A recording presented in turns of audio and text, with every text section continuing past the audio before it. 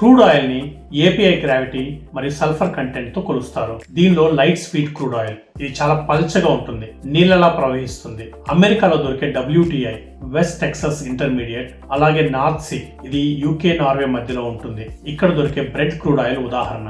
వీటిలో sulphur content 0.24% నుండి 0.37% ఉంటుంది. ఇది రిఫైనరీలకి చాలా మంచిది. మిషన్లు తుప్పు పట్టనివ్వదు, పొల్యూషన్ తక్కువ.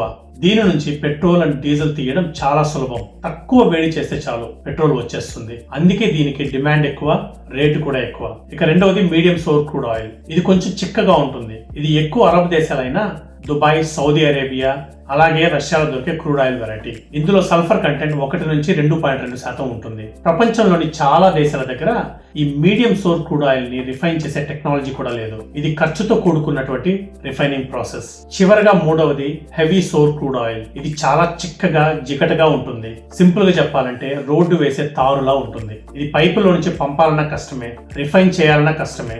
దీనిని ప్రాసెస్ చేయడానికి చాలా ఎక్కువ ఎనర్జీ కావాలి. అందుకే దీన్ని ఎవరూ కొనడానికి ఇష్టపడరు. కాబట్టి ఇది తక్కువ రేటుకు దొరుకుతుంది. ఇది వెనిజులా అండ్ కెనడాలో దొరికే క్రూడ్ ఆయిల్ వెరైటీ.